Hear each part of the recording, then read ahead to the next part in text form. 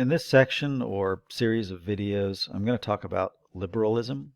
It's a very common term that we hear, and liberalism and liberty worship, which properly understood are basically the same thing. So under this heading of liberalism, we're going to talk about liberty as a political ideal, not so much as a concrete reality. So we have in mind the type of liberty exemplified by Enlightenment liberalism.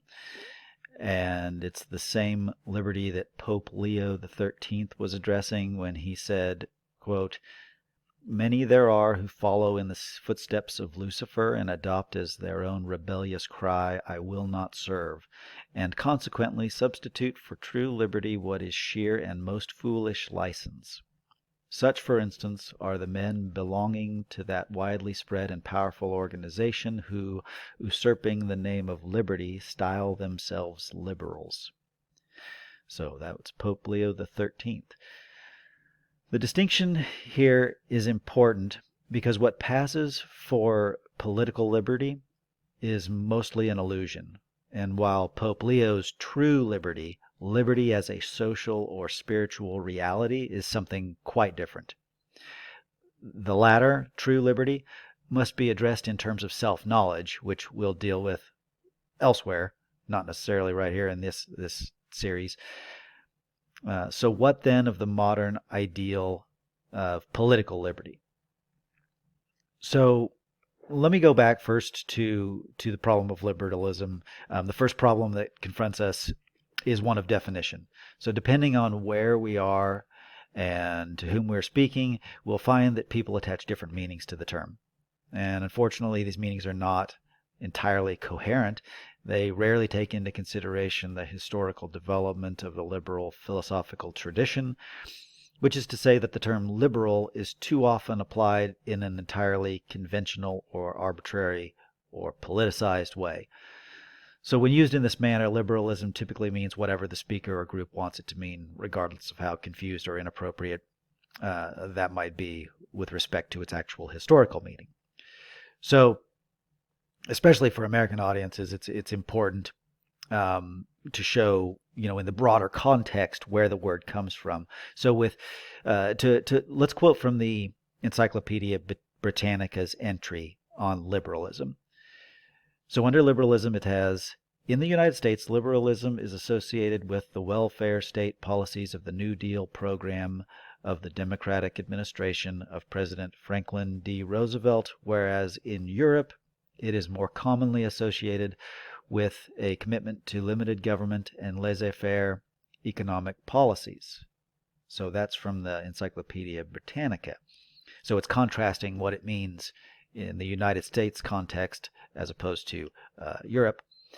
So what we see is that the Atlantic Ocean somehow divides the philosophy of liberalism into two philosophies superficially opposing one another. Over there, it means in favor of laissez-faire economic policies, for example.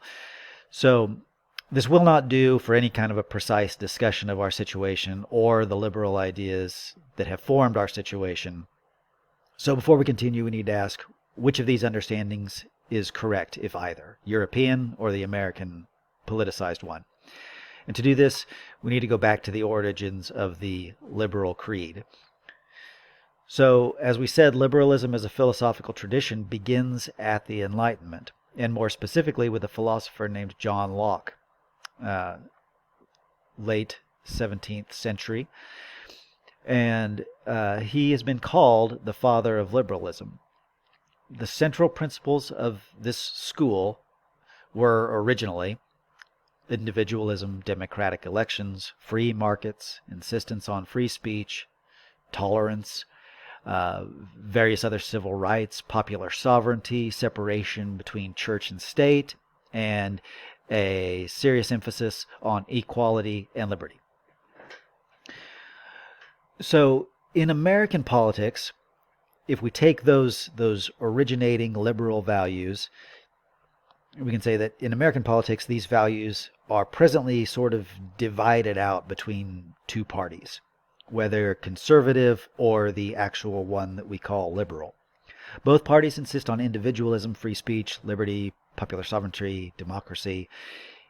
Each of them has a proprietary list of pet rights, which they believe to be owed to them by their fellows and by the government. In this way, they share liberalism in the same way that King Solomon attempted to share the famed infant, which is to say, by chopping it in half. Overall, they agree on fundamentals, but they each interpret the fundamentals with their own, sometimes drastically varied nuance. For example, they're both highly individualistic in emphasis, but the right, conservatives, emphasize primarily an economic sort of individualism. And so market autonomy becomes their pet project, usually under the aegis of capitalism. The left, adopting the actual liberal label, emphasizes a more domestic sort of moral individualism. And so things like gay marriage, abortion, secularism, those become their predominating values. So both parties are, at heart, thoroughgoing liberals, children of liberalism, but they differ on the area of application, the nuance of interpretation, and the extent to which they're willing to remain consistent. So to return to the story of Solomon and the infant, we can say that in any case, much is lost. The right is willing to sacrifice all values to their belief in the market, which is to say, capitalism, since, after all, capitalism is, strictly speaking, economic liberalism. Yet they contradict themselves by their efforts to promote religion in the public sphere and by denying sexual autonomy to certain individuals. In these latter cases, they seem to betray their liberalism and become hypocrites by talking about higher moral values and how, these individuals must sacrifice their liberty and use discipline for the sake of others.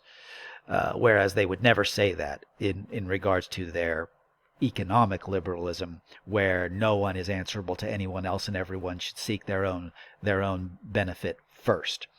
So they flip-flop. The left, on the other hand, is willing to sacrifice all values to their belief in personal autonomy at the expense of all traditional and religious norms. And here they truly are liberal. But much like the right, they turn around and contradict themselves when they fight to protect the poor and the natural environment. And then on the, on the economic level, they start doing the same thing. They flip-flop and start talking about the common good and how sacrifices should be made and freedoms sort of put in check. But a coherent liberalism has no room for such liberty-limiting regulations. There is no common good in Lockean liberalism. So, in sum, at this point, when we speak of liberalism, and when I say it here and in the rest of my work, we have to step outside the arbitrary usage that predominates in American speech, which is internally incoherent. From a historical standpoint, to use the term in this way, as it is used in American politics, renders it meaningless. When we refer to liberalism, then, we must be understood as referring to the continuous and wide-ranging tradition of Enlightenment thought, a tradition which has gone to form the political and social consensus of basically the entire modern world. For there is no developed nation that is not a child of this original liberalism. It informs and dictates the positions and goals of both the American right and the American left.